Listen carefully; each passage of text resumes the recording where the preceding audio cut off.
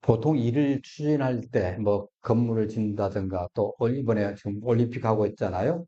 올림픽을 나가는데, 여러분들이 선수로 나가려고 하는데, 갑자기 수영을 한 번도 안 해보신 분들이 한국 대표로 수영 선수 하겠다 하시는 분 안 계시죠?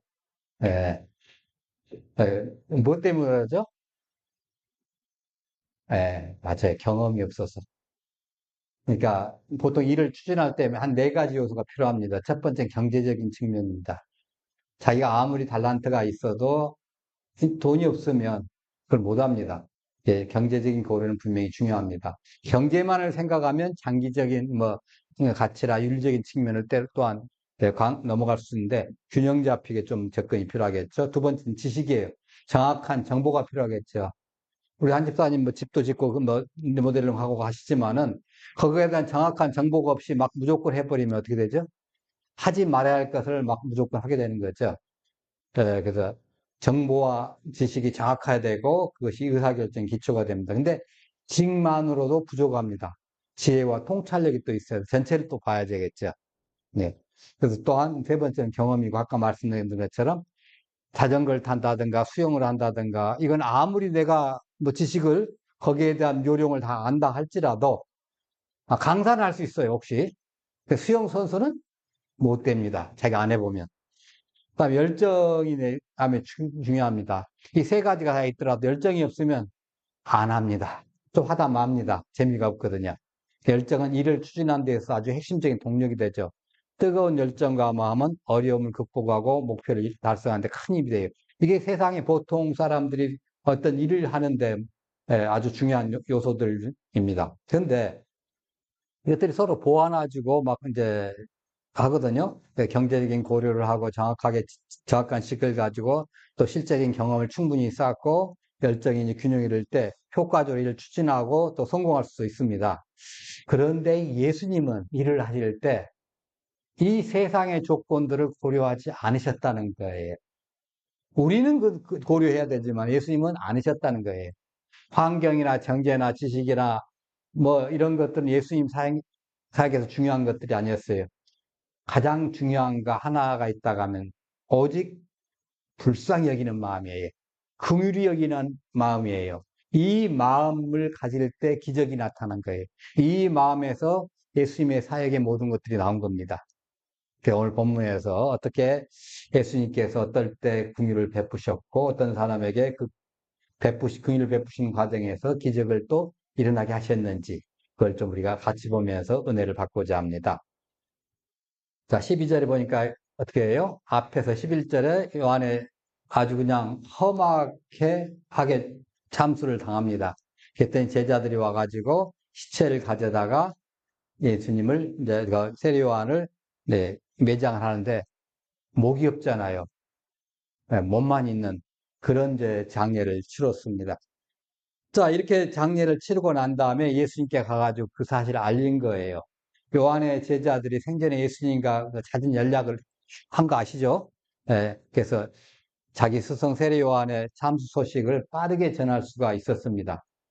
그런데 이 사람들이 왜 그렇게 빨리 갔느냐, 우리 좀 보시면 요한복음 1장 35절부터 예, 한번 같이 읽어볼까요? 또 이튿날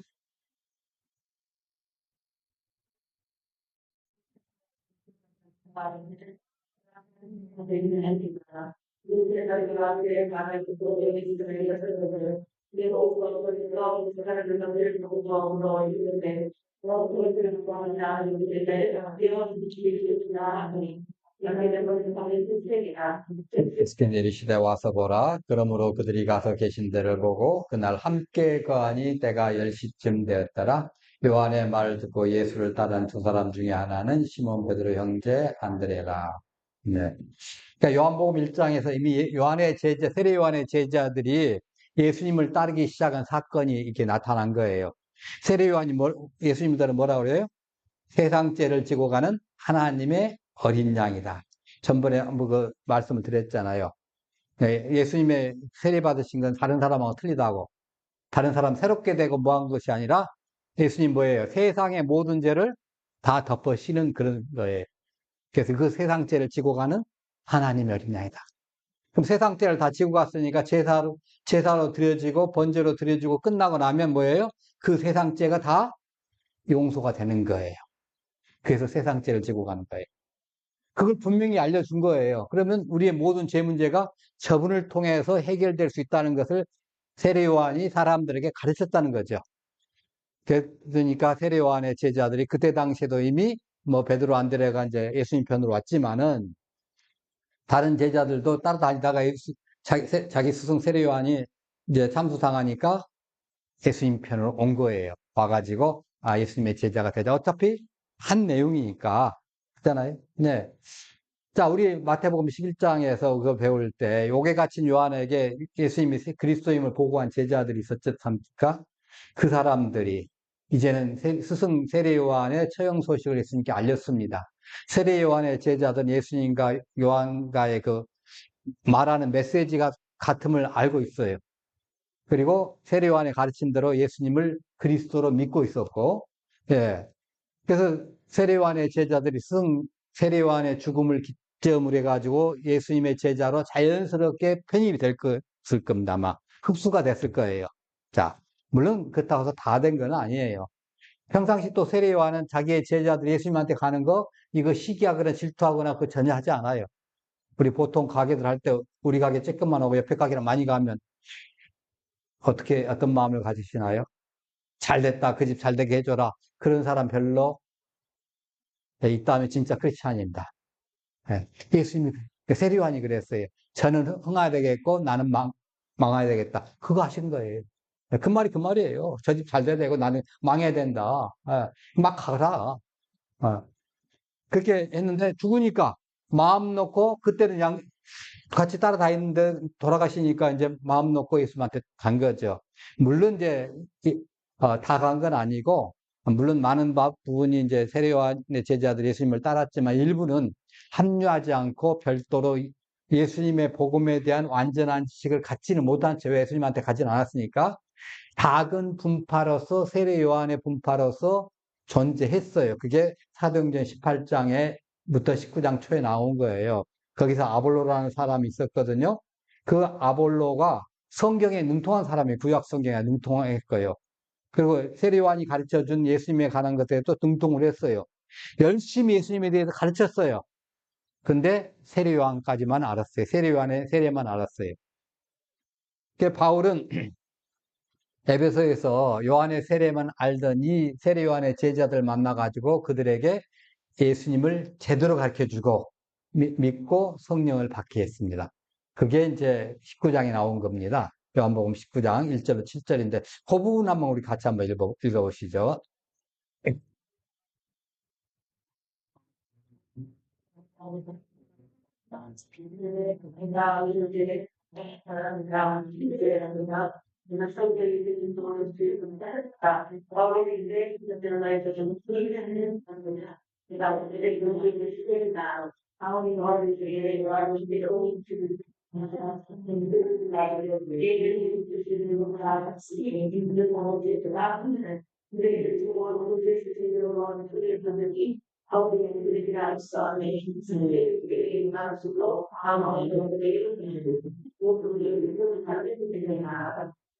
예, 감사합니다. 이렇게 이제 그 분파들이 있었는데 그들도 예수님의 제자들, 사도들을 만나면서 이제 하나씩 이제 제대로 변화를 하게 된 겁니다. 자, 예수님께서 이제 들으시고 이제 13절에 들으시려고 하는데 이게 뭐냐면요. 3절부터 마태복음 14장 3절부터 12절까지는 세례 요한의 참수되는 사건을 갖다가 안에다 팍 집어넣은 거예요. 그때 이런 일이 있었어 하고 예, 하고서 왜냐하면 그 앞에 헤롯이 세례 요한이 다시 살아났나 하고 회상을 했지 않습니까? 그 회상할 때 세례 요한이 죽은 그 시점을 갖다가 집어넣은 겁니다. 그래서 이미 세례 요한의 처형 소식은 진작에 전해졌고 세례 요한의 제자들이 예수님께 보고한 내용은 뭐냐면 사도들의 선교 활동에 대한 보고예요. 예수님께서는 이제 예수님의 권능에 대한 소문들이 신하들과 헤롯에게 보고가 된 거예요. 막 병자들이 고쳐지고요.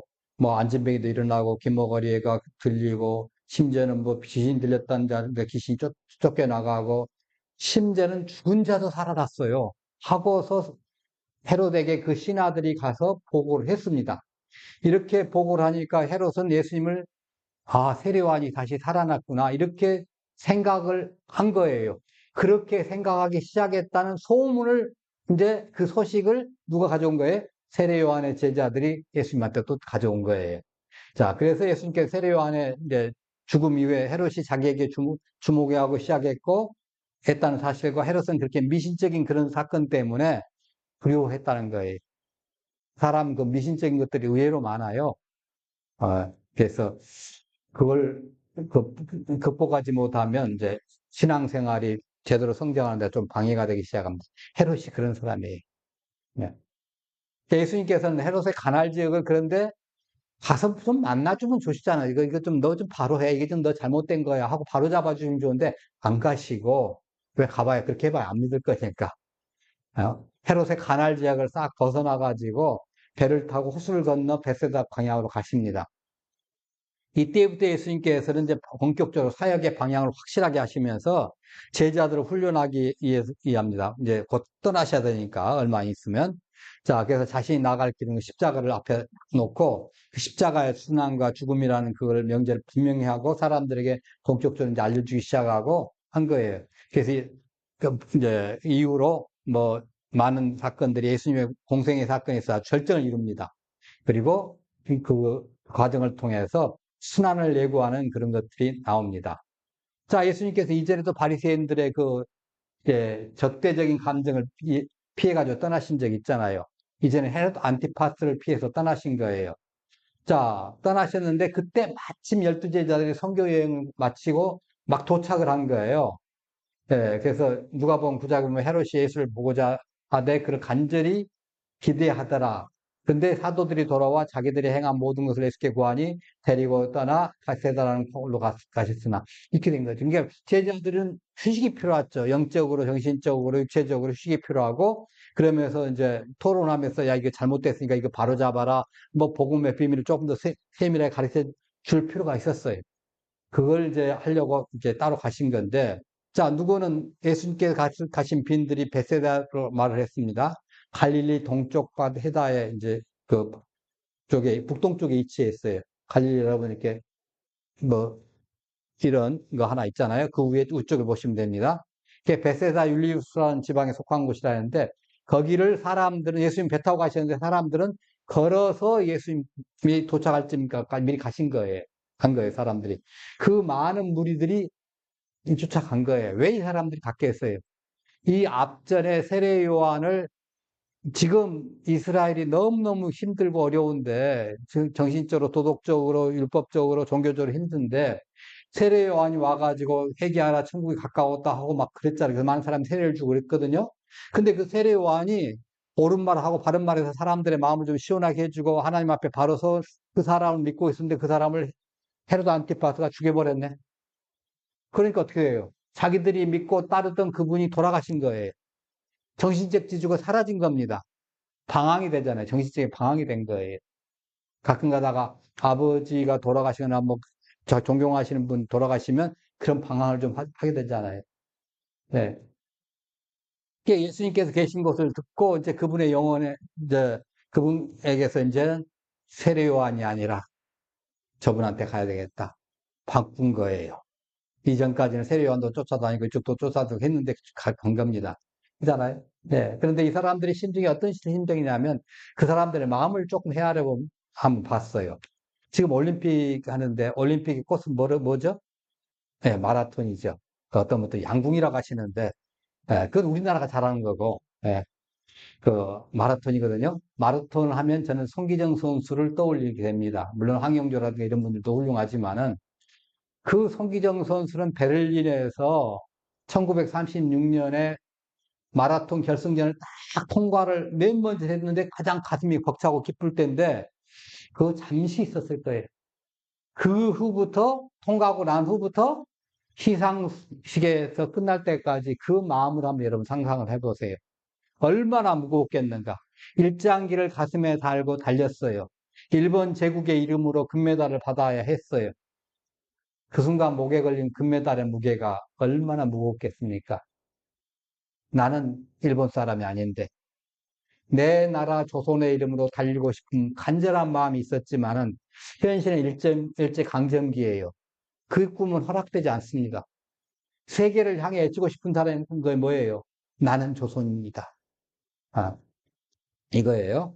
이 애침을 가슴에 묻어두어야 했어요. 얼마나 마음이 서러움을 느꼈겠습니까?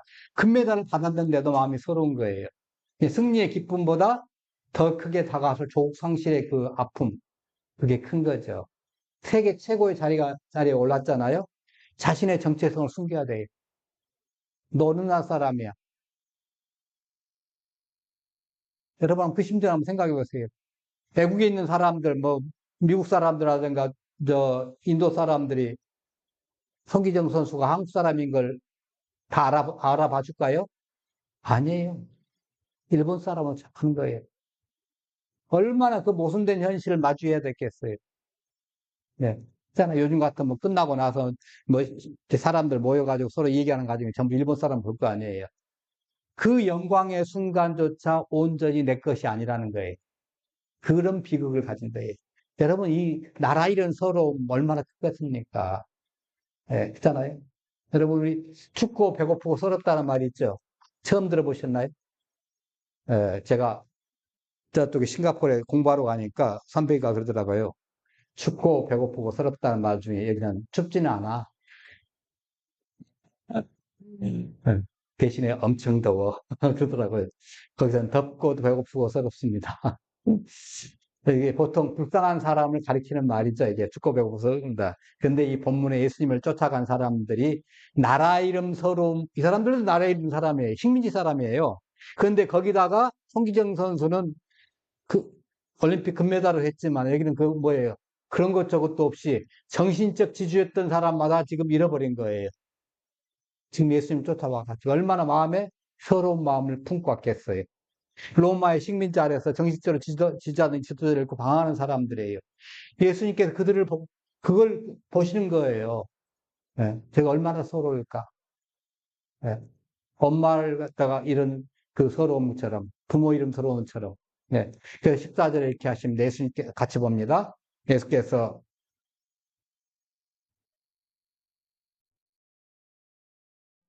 예, 이 큰 무리, 이 나라, 이 사람들이, 우리가 서럽게 해가지고 오는 그 사람들을 보고서 예수님께서는 지금 드러나면 사람들이 자기를 적대시하고 대적하기 때문에 요즘 말하면 암살단도 있을 수도 있잖아요. 그죠?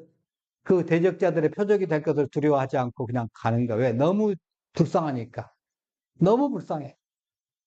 네, 예수님의 관점에서는, 하나님의 관점에서 볼 때 너무 불쌍한 거예요. 예. 그래서 예수님과 이제 제자들이 같이 그 사람들에게 나타납니다. 그래서 저 사람들이 온 거 우리가 구원하자. 그래서 그 하나님의 의지를 여기서 우리가 볼 수가 있습니다. 예수님을 큰 무리가 만나고 왔는데 이 사람들의 숫자가 몇 명쯤 된다고요? 네. 전쟁에 나갈 수 있는 남자만 5천 명. 그러면 뭐 작게 보는 사람은 15,000명 내지는 2, 3만 명 정도 봅니다. 왜냐면 여자들도 있고 아이들도 있고 그렇게 하니까 가족 단위로 세는 거니까 쉽게 말해서 여러분 잘 이해가 안 가시는 분 모르는데 예수님의 식구들 그러니까 예수님의 그 육신의 법적상 아버지인 목수 요셉이 살아 계셨을 때 그 가족 식구들이 몇 명이었게요? 예. 최소 몇 명?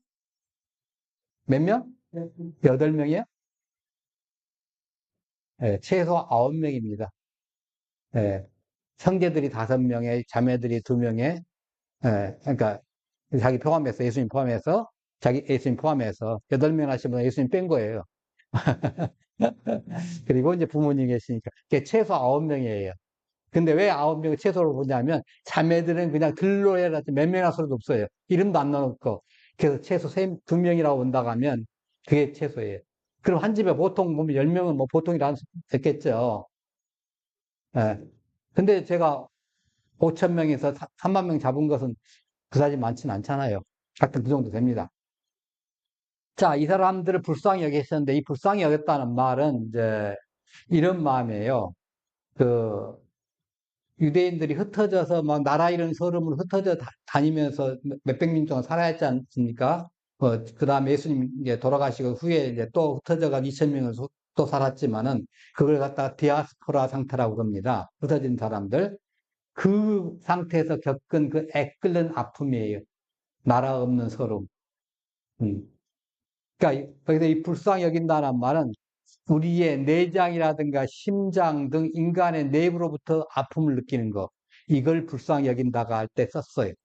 그러니까 히브리 사람들은 내장을 인간의 깊은 감정이 거하는 곳으로 봤어요.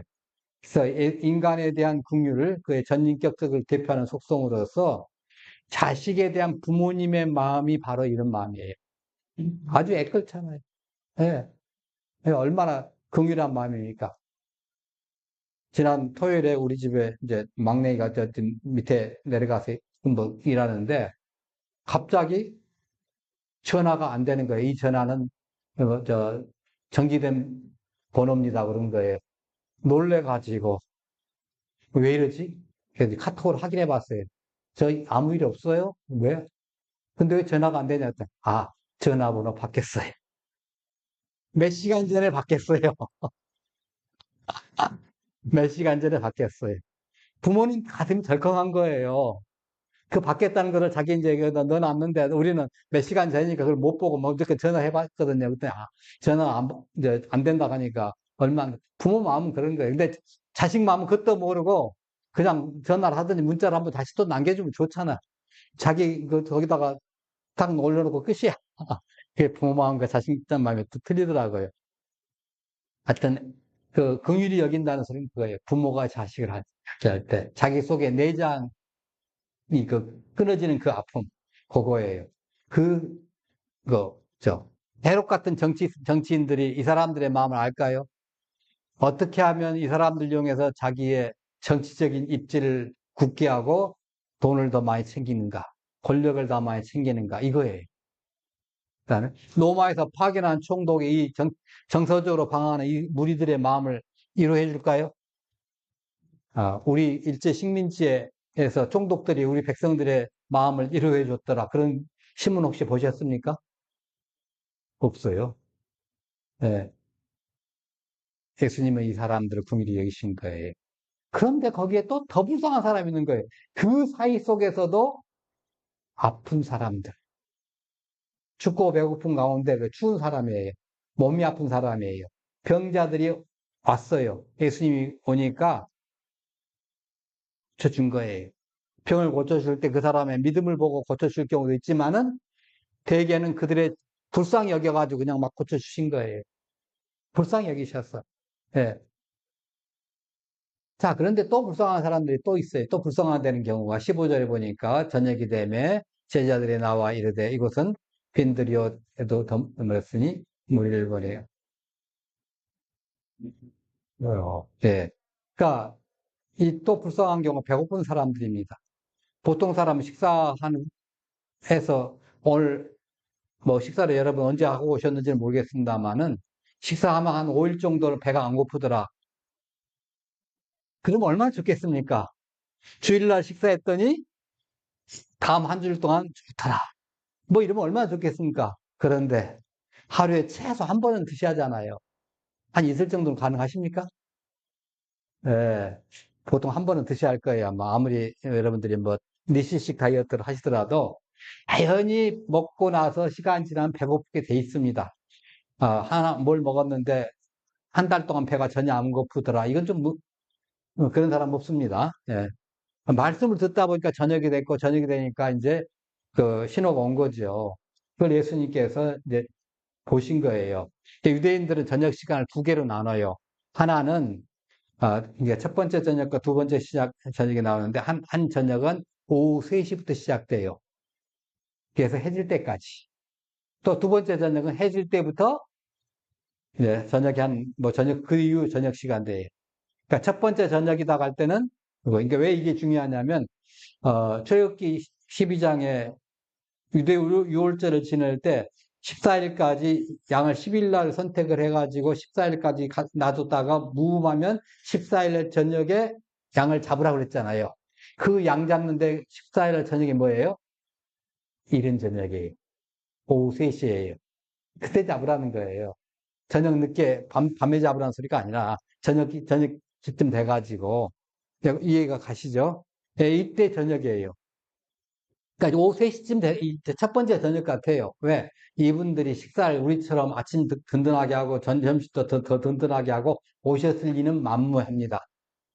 예, 보나마나 아침에 간단하게 드시고 오셨을 거예요. 근데 예수님 만나가지고 장기간 걷기도 많이 걸었잖아요. 걸어가지고 앉아서 말씀을 듣고 뭐 하다 보니까 이렇게 이제 저녁이 된 거예요. 해는 지지 않았지만 지금 있는 곳이 어떤 거예요? 빈들입니다. 여기서 빈들 또는 광야라고 하는 것은 에레모스라는데 한적한 곳이죠. 세례 요한이 메뚜기와 석정을 먹으면서 하나님 부르심 받기까지 지냈던 것도 이런 곳이었어요. 이스라엘 백성이 만나와 매출하기로 매일 양식을 삼았던 것도 이런 광야였습니다. 마을도 없고 인적이 드문 이런 광야. 일반적인 사람들은 떡이나 음식 기대하기는 어렵죠. 그래서 메뚜기와 석청을 먹인 거예요. 그 돌아다니면서 먹은 게 그거밖에 없으니까. 근데 이미 저녁이 다가오고 있는 거예요. 여기서 몇 시간 가봐야, 몇 시간 정도 걸어봐야 인적이 드물어요. 예, 도리로 들어가기 힘들어요.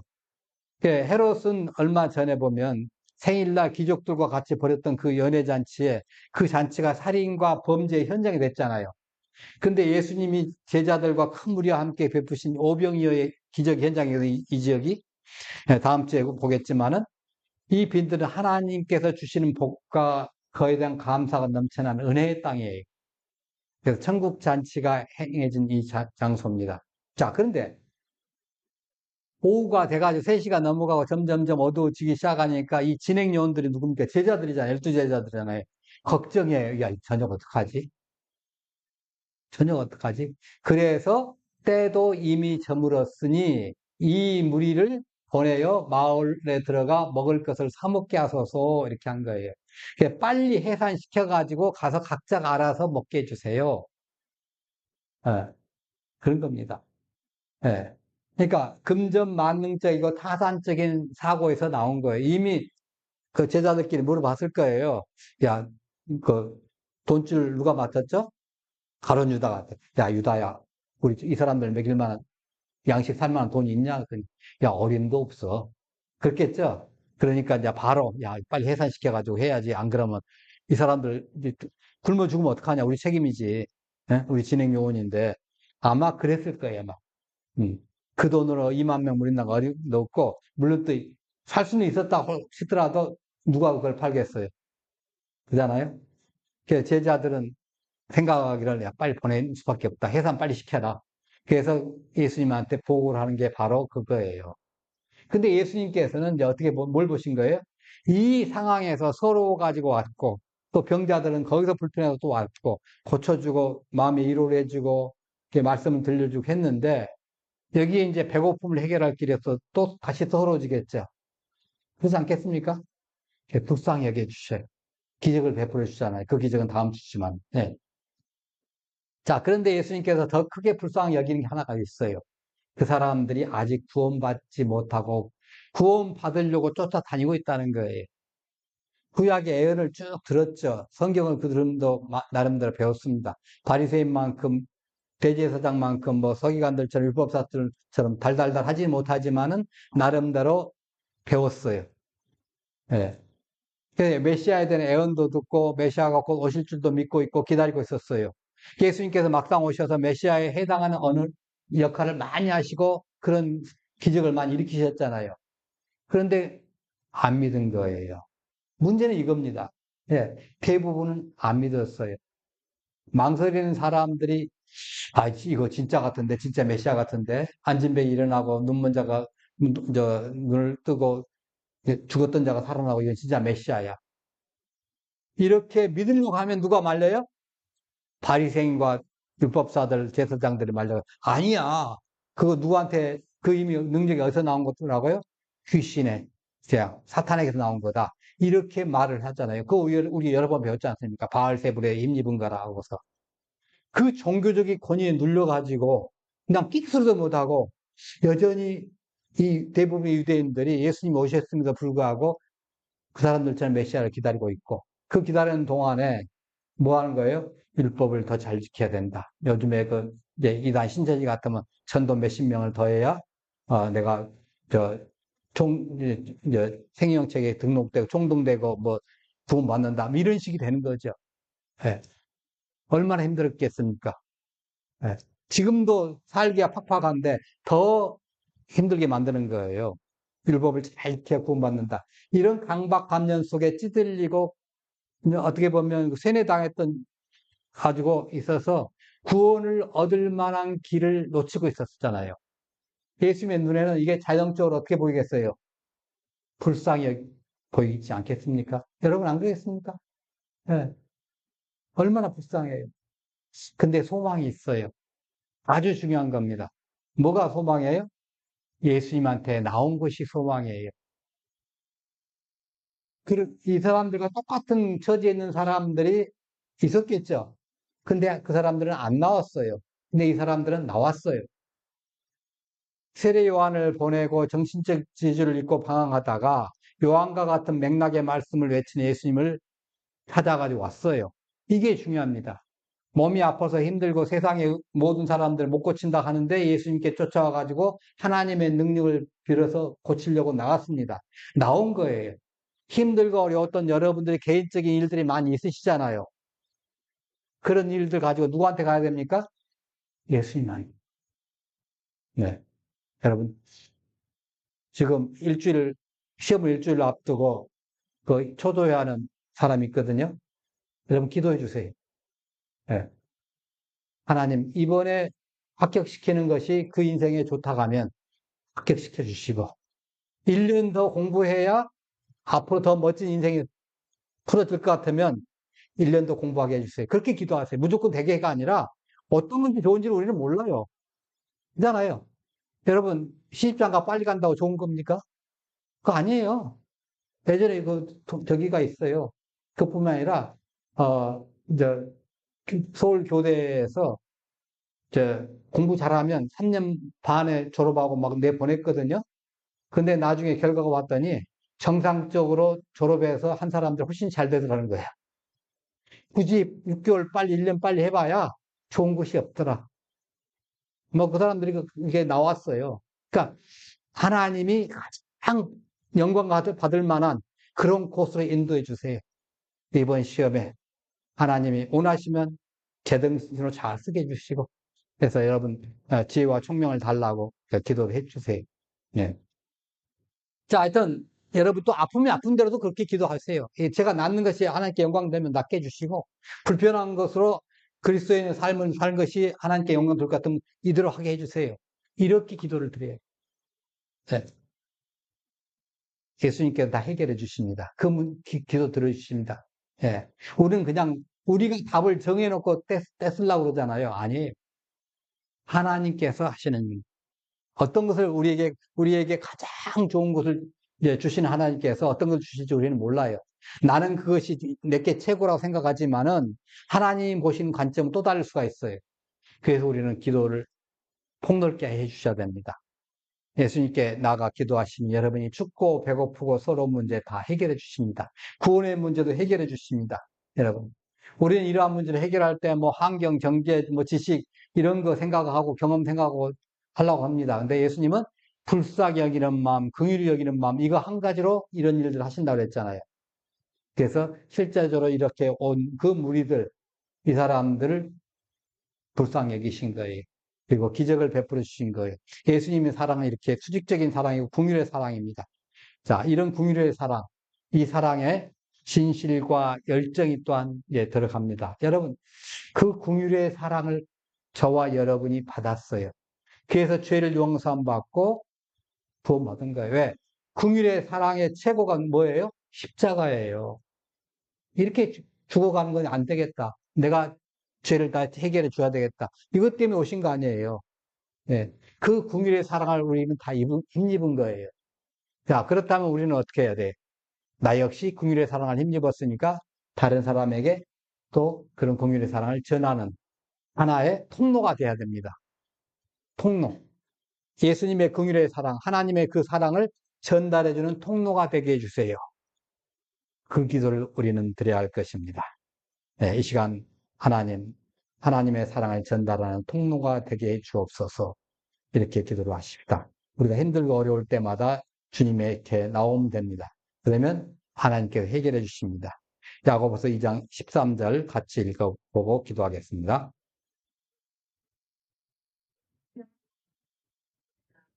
공의는 심판을 이기고 사랑하느니라. 예.